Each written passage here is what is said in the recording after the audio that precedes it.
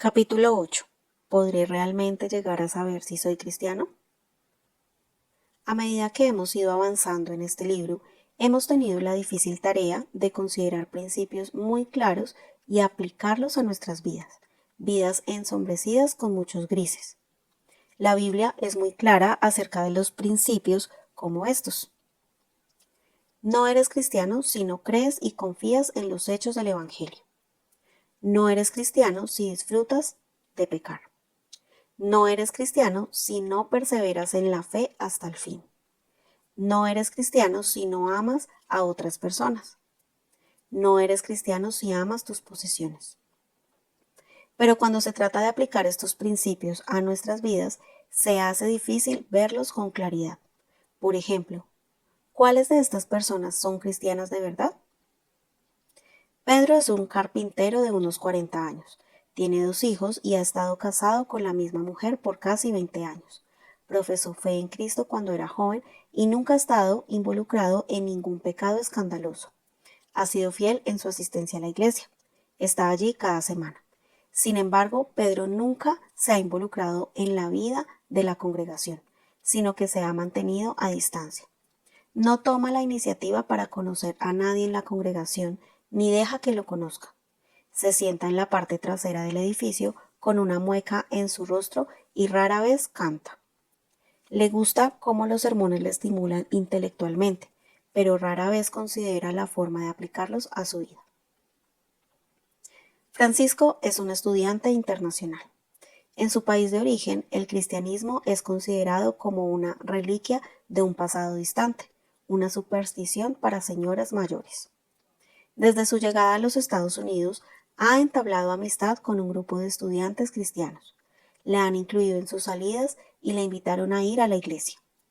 Ahora se está preguntando si es cristiano. Cuando oyó la noticia de que Dios le ofrece perdón a través de Jesús, se emocionó mucho. Vive resistiendo al pecado y confiando cada vez más en Jesús, pero todavía tiene serias dudas de si algunos de los acontecimientos descritos en la Biblia realmente sucedieron. Bárbara es una mujer de casi 30 años. Profesó fe en Jesús en un campamento juvenil cuando era una adolescente. A los 20 se casó y se involucró en una iglesia de su vecindario, pero en algún momento dejó de asistir. Entonces su marido descubrió que había estado teniendo una serie de aventuras amorosas. Se divorció de ella. Luego ella quedó embarazada de otro hombre, y en ese momento volvió a la iglesia diciendo estar arrepentida de su pecado. Recibió consejería y cambió su comportamiento. Ahora está tratando de reconstruir su vida con su bebé, pero está sola y siente constantemente la tentación de volver a la promiscuidad sexual. Alan es un adolescente. Sus padres son cristianos y ha estado en la iglesia toda su vida. Hizo una oración para aceptar a Jesús en su corazón y fue bautizado cuando era un niño pequeño. Cree en Dios, pero no ve realmente qué diferencia marca el cristianismo en su vida. No bebe ni consume drogas, ni va de chica en chica, pero piensa que si pudiera hacer estas cosas sin que lo descubrieran, tal vez las haría. Jenny tiene 30 años. Su esposo es un abogado muy influyente y ella es una devota ama de casa, madre de 3 hijos pequeños. Vive en el cinturón de la Biblia y asiste a una iglesia bautista local al igual que todos sus amigos. A pesar de que no es súper religiosa, en sus propias palabras, se alegra de que sus hijos tengan una educación religiosa y se complace en dar dinero a los diferentes proyectos de la iglesia. También invierte mucho tiempo y dinero en asegurarse de que ella y su familia tengan lo mejor de todo: ropa bonita, una casa enorme, los mejores automóviles y la escuela más exclusiva para sus hijos. Roberto es un hombre soltero de unos 20 y tantos años. Creció en un hogar cristiano y se toma en serio su fe. Está involucrado en la iglesia, lee la Biblia y ora por su cuenta un par de veces a la semana. Lee libros cristianos y escucha la radio cristiana. Pero cuando sale con sus amigos, a veces bebe demasiado. Y una vez o 2 veces por semana ve pornografía en internet. Siempre se siente mal por ello, pero asume que es prácticamente inevitable. ¿Cuáles de estas personas son cristianos? Todas menos Francisco. Dicen ser creyentes, y todas también podrían dar alguna evidencia de su fe, pero parecen fallar también en al menos una de las pruebas que hemos esbozado en este libro. Siendo honestos, ¿quién de nosotros no falla de vez en cuando en estas pruebas? A veces la duda irrumpe y hace que sea difícil confiar en Jesús. A veces no amamos a otros cristianos. A veces pecar nos hace sentir bien y el dinero pareciera ser la respuesta. ¿Es que nadie es cristiano? Dado que todos nosotros fallamos a la hora de cumplir estos estándares, ¿cómo puede alguien decir que es un auténtico seguidor de Cristo y cómo podría alguien tener seguridad al respecto? Ningún cristiano es perfecto, pero es posible tener confianza en la salvación. De hecho, la Biblia nos anima a buscar tal seguridad. El apóstol Juan incluso escribió su primera carta, a vosotros que creéis en el nombre del Hijo de Dios, para que sepáis que tenéis vida eterna. Primera de Juan 5:13. Pero, ¿cómo pueden personas débiles, pecadoras y vacilantes como nosotros tener la confianza de que realmente pertenecemos a Cristo? Primero, tenemos que identificar el fundamento de nuestra seguridad. El fundamento de nuestra seguridad. Un gran edificio debe descansar sobre una base sólida, y la única base para la seguridad de salvación es Jesús. En concreto, debemos observar tres cosas acerca de Jesús: cómo era, lo que ha hecho y lo que ha prometido. El carácter de Cristo. En los relatos de su vida que encontramos en los Evangelios, Jesús se caracteriza por una ternura increíble hacia los pecadores, y todos daban buen testimonio de él, dice Lucas, y estaban maravillados de las palabras de gracia que salían de su boca. Lucas 4:22. El profeta Isaías predijo que el Mesías iba a ser misericordioso con los humildes. No quebrará la caña cascada ni apagará el pabilo que humeare. Isaías 42:3. A veces vemos a Jesús como un antílope herido ve a un león, como si estuviera listo para atacar, pero nada podría estar más lejos de la verdad. Jesús no está esperando que cometas un error para condenarte. Jesús no nos va a quebrar, no nos va a apagar. De hecho, la bondad de Jesús hacia los publicanos y las prostitutas, lo peor de lo peor, escandalizó a todas las personas buenas. Lucas 5:30-31. No encontrarás ni un solo ejemplo en los evangelios de Jesús rechazando o hablando con dureza a alguien que fuese un notorio pecador. Cuando los débiles, los lisiados, los impuros, los criminales, los forasteros y los pervertidos se acercaron a Jesús, siempre encontraron una cálida bienvenida y una palabra tierna. Las únicas personas que Jesús condenó fueron los hipócritas no arrepentidos, los orgullosos, los avaros y los que se creían justos. Jesús no se limitó a tolerar a los pecadores. Él vino a buscar y a salvar a los perdidos, por lo que les dice: venid a mí todos los que estáis trabajados y cargados, y yo os haré descansar. Llevad mi yugo sobre vosotros y aprended de mí, que soy manso y humilde de corazón, y hallaréis descanso para vuestras almas, porque mi yugo es fácil y ligera mi carga. Mateo 11:28-30. Cuando venimos a Jesús, no lo encontramos severo y difícil de complacer. Al contrario, es amable con los débiles y rápido para perdonar todos nuestros pecados y restaurarnos.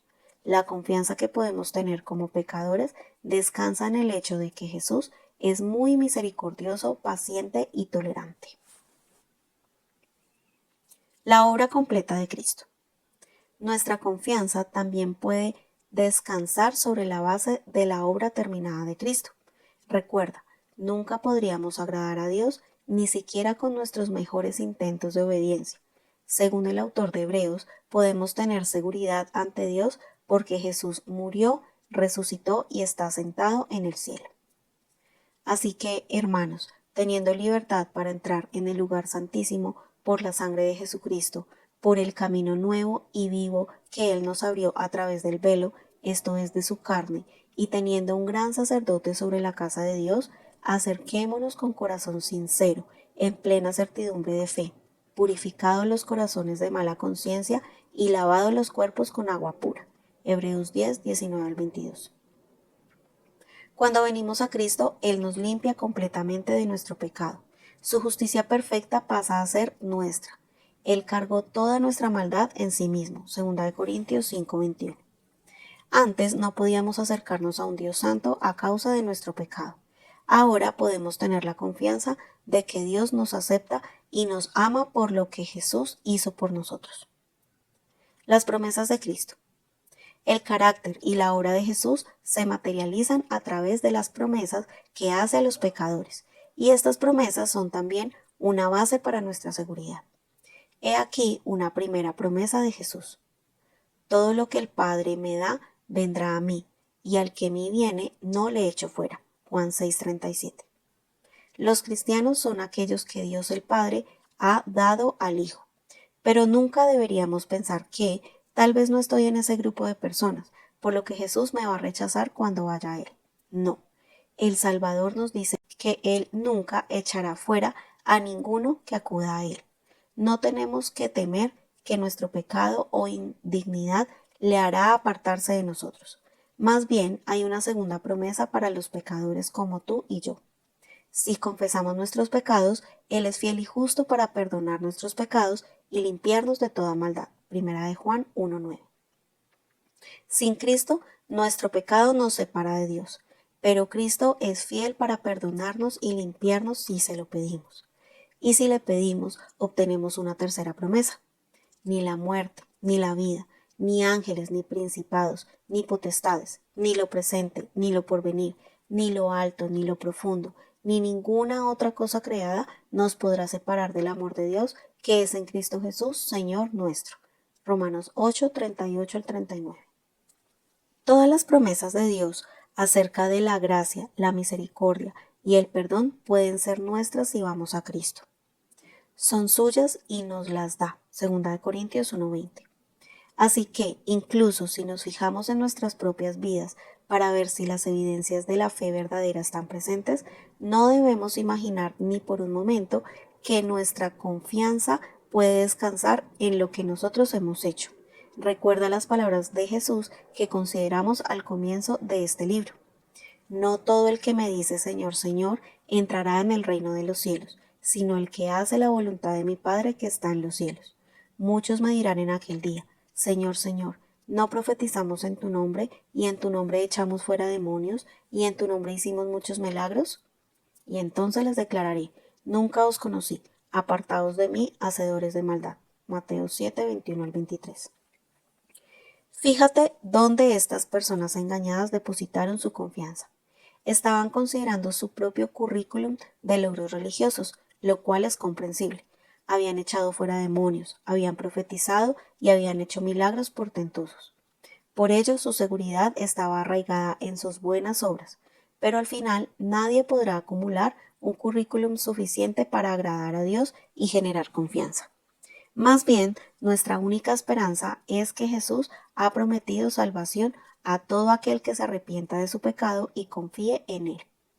En el día final, el pueblo de Dios tendrá un testimonio como el de el extraficante de esclavos John Newton. Mi memoria está desapareciendo ya, pero recuerdo dos cosas, que soy un gran pecador y que Cristo es un gran Salvador.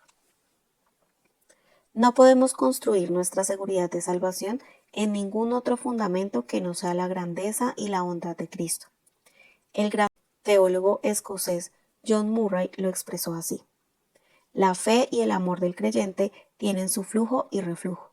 Están sujetos a todo tipo de fluctuación, pero la seguridad del creyente descansa en la fidelidad de Dios. Es sobre la determinación y la estabilidad de las dádivas de Dios que nuestros corazones deben descansar, si no queremos ser arrastrados por los ánimos o temperaturas fluctuantes de nuestra propia experiencia.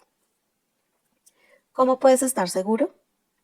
Sobre este firme fundamento estamos listos para considerar qué es lo que da seguridad a los creyentes para saber que son verdaderamente cristianos. Permíteme sugerir 4 cosas que nos pueden dar la confianza de que pertenecemos a Dios. Fe en Cristo hoy. En primer lugar, debemos tener fe en Cristo hoy. El autor de Hebreos quería que sus lectores estuvieran seguros de que su fe era genuina, por lo que escribe: porque somos hechos participantes de Cristo, con tal que retengamos firme hasta el fin nuestra confianza del principio. Hebreos 3:14. Más tarde les dice que pueden tener una esperanza ciertísima en Jesús, pero deben perseverar en la fe y en la paciencia. Pero deseamos que cada uno de vosotros muestre la misma solicitud hasta el fin, para plena certeza de la esperanza, a fin de que no os hagáis perezosos, sino imitadores de aquellos que por la fe y la paciencia heredan las promesas. Hebreos 6, 11 al 12. Es decir, heredamos las promesas perseverando pacientemente en nuestra fe. Pablo dijo algo similar a los colosenses. Les dijo que podían tener gran confianza en su salvación. Si en verdad permanecéis fundados y firmes en la fe y sin moveros de la esperanza del Evangelio que habéis oído. Colosenses 1:23. Como vimos en el capítulo 5, un verdadero cristiano perseverará en la fe. Por tanto, la pregunta importante no es: ¿profesé fe en Cristo en el pasado?, sino: ¿estoy confiando en Cristo hoy para mi salvación? Si tienes que recordar algún evento pasado lejano para probar que tienes interés en Cristo, deberías preguntarte si has sido salvado de verdad. Pero si has seguido confiando en Cristo a lo largo del tiempo, tienes razones para tener esperanza en tu salvación. ¿Estás luchando con las dudas? Entonces deja de pensar en ti mismo. Dirige los ojos de tu corazón hacia Él y confía en Él. Hazlo ahora mismo. La presencia del Espíritu de Dios. La presencia del Espíritu Santo en nuestras vidas es otro indicio firme de que somos hijos de Dios. Los cristianos tienen el Espíritu Santo morando en ellos, los incrédulos no. Fíjate en todos los sí que Pablo usa en este pasaje. Mas vosotros no vivís según la carne, sino según el Espíritu, si es que el Espíritu de Dios mora en vosotros. Y si alguno no tiene el Espíritu de Cristo, no es de él. Pero si Cristo está en vosotros, el cuerpo en verdad está muerto a causa del pecado, mas el Espíritu vive a causa de la justicia. Y si el Espíritu de aquel que levantó de los muertos a Jesús mora en vosotros, el que levantó de los muertos a Cristo Jesús vivificará también vuestros cuerpos mortales por su Espíritu que mora en vosotros. Romanos 8, 9 al 11. ¿Cómo sabemos entonces que el Espíritu de Dios está presente en nuestras vidas? En un sentido, puede ser difícil de saber. Ser morada del Espíritu no es lo mismo que hacerse un tatuaje, lo cual deja una marca física evidente, pero hay varios indicadores útiles. Creemos doctrina correcta acerca de Dios. Solo podemos creer correctamente por medio del Espíritu. Pablo señala que nadie puede llamar a Jesús Señor sino por el Espíritu Santo. 1 Corintios 2:3. Juan también dice que si creemos en el nombre de su Hijo Jesucristo, entonces sabemos que Él permanece en nosotros por el Espíritu que nos ha dado. 1 Juan 3:23 al 24. El Espíritu produce fruto en nuestras vidas. Se nota donde el Espíritu está obrando porque sus huellas digitales estarán presentes en la vida de un creyente. El fruto del Espíritu es amor, gozo, paz, paciencia, benignidad, bondad, fe, mansedumbre, templanza. Los que son de Cristo han crucificado la carne con sus pasiones y deseos. Gálatas 5, 22 al 24. El Espíritu de Dios también nos da testimonio de que somos hijos de Dios. Un creyente normalmente tiene un sentido interno y subjetivo de que está siendo guiado por el Espíritu de Dios para seguirle y clamar a Él como Padre. Pablo escribe: y por cuanto sois hijos, Dios envió a vuestros corazones el Espíritu de su Hijo, el cual clama: Abba Padre. Gálatas 4:6. En otra parte escribió: porque todos los que son guiados por el Espíritu de Dios, estos son hijos de Dios, pues no habéis recibido el espíritu de esclavitud para estar otra vez en temor, sino que habéis recibido el espíritu de adopción, por el cual clamamos: Abba Padre. El Espíritu mismo da testimonio a nuestro espíritu de que somos hijos de Dios. Romanos 8, 14 al 16.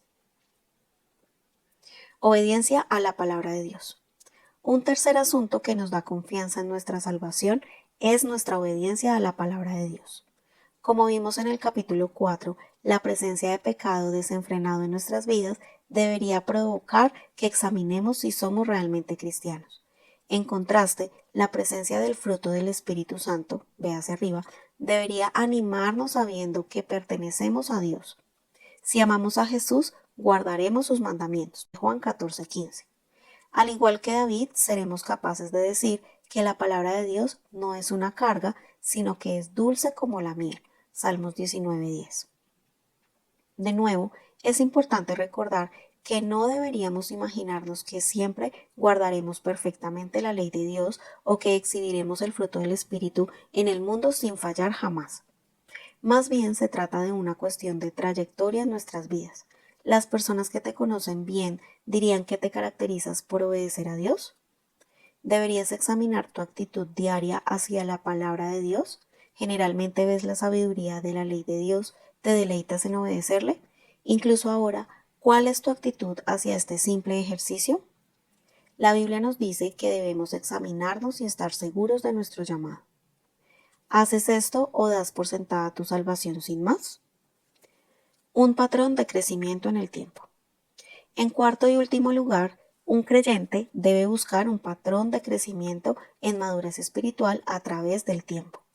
La autenticidad de nuestra fe está marcada no tanto por nuestra madurez espiritual actual, sino por el patrón general de nuestras vidas.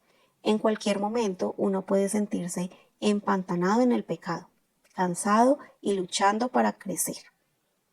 Tal vez has estado perdiendo la paciencia con tus hijos últimamente o has tenido una actitud irrespetuosa hacia tu jefe. Sabes que eso está mal, pero parece que no puedes controlar esta área de tu vida. ¿Esto quiere decir que no eres cristiano? No necesariamente. Para obtener una buena lectura de tu condición espiritual, mira el panorama general. ¿Has visto algún crecimiento en tu vida en estas áreas?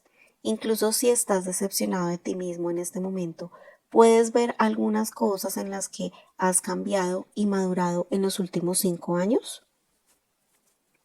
Una vez escuché una ilustración muy útil acerca de la vida cristiana por parte del profesor de consejería David Powlison. Dijo que el patrón de la vida cristiana y el crecimiento es como un yoyo, arriba y abajo, arriba y abajo. Esto es bastante deprimente, pero también muy cierto. Un día me siento como si hubiera vencido al pecado, al día siguiente me siento como si estuviera de vuelta al principio. Pero hay más, dijo Powlison. El patrón de la vida cristiana y el crecimiento puede ser como un yoyo, pero es un yoyo en las manos de alguien que está subiendo unas escaleras. Esta imagen es mucho más alentadora. En el día a día somos muy conscientes de la sensación de yoyo, las subidas y las bajadas de la batalla contra el pecado. Sin embargo, no tenemos una perspectiva más amplia del crecimiento y la madurez que Dios está obrando misericordiosamente en nosotros. Nos está subiendo por las escaleras. Incluso nuestros puntos bajos de ahora son más altos que los puntos altos de antes.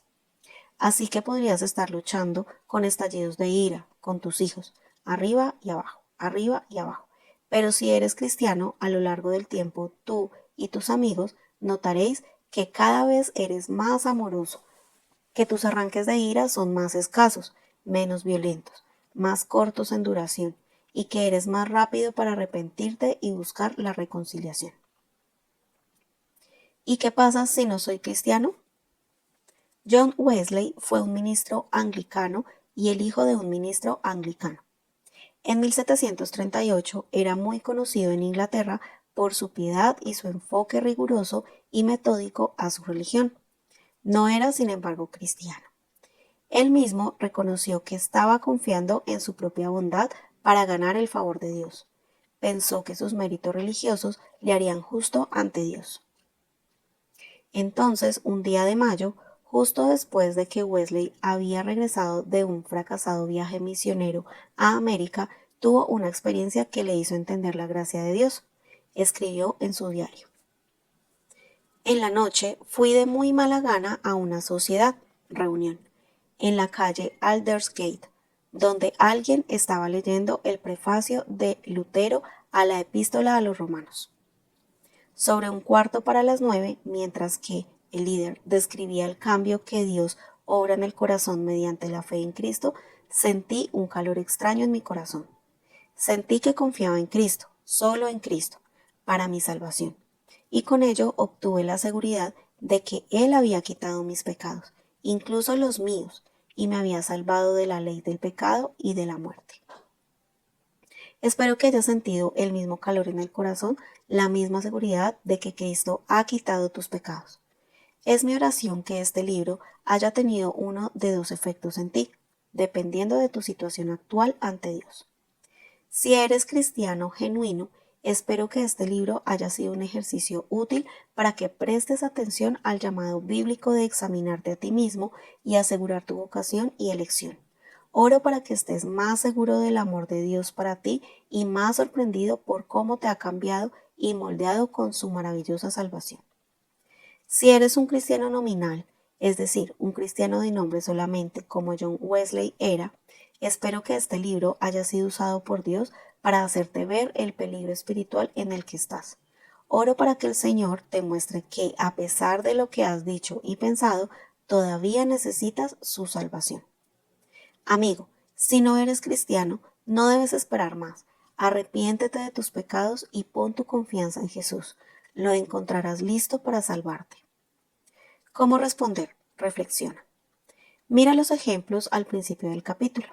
¿En qué basan estas personas la seguridad de su salvación? ¿Qué es preocupante en sus vidas? ¿Cómo pueden personas imperfectas llegar a saber si realmente son salvas? ¿Por qué la confianza de nuestra salvación debe estar arraigada en el carácter, la obra y las promesas de Jesús? ¿Qué pasa si solo nos fijamos en nuestras propias obras y actitudes para tener seguridad de salvación? ¿Por qué es importante para los creyentes genuinos tener la seguridad de que son hijos de Dios? ¿Cómo cambiaría nuestra forma de relacionarnos con Dios si no hay certeza de salvación? ¿Eres cristiano? Arrepiéntete. Confiesa a Dios las formas en las que has confiado en tus propias obras para tu salvación y en las que has robado el crédito a la gracia de Dios en tu vida. Si ves evidencia de la gracia salvadora de Dios en tu vida, tómate tiempo para alabarle y darle gloria por ello. Recuerda, lee Colosenses 2, 13 al 14. Y a vosotros, estando muertos en pecados y en la incircuncisión de vuestra carne, os dio vida juntamente con él, perdonándoos todos los pecados, anulando el acta de los decretos que había contra nosotros, que nos era contraria, quitándola de en medio y clavándola en la cruz. La obra de Cristo significa que nosotros, los que alguna vez estuvimos muertos en nuestros pecados, estamos ahora vivos. Jesús tomó todo nuestro pecado y culpa y los clavó en la cruz. No hay nada que necesitemos hacer para ganar este perdón. Es un regalo gratuito de Dios a todos los que confían en Jesús. Informa.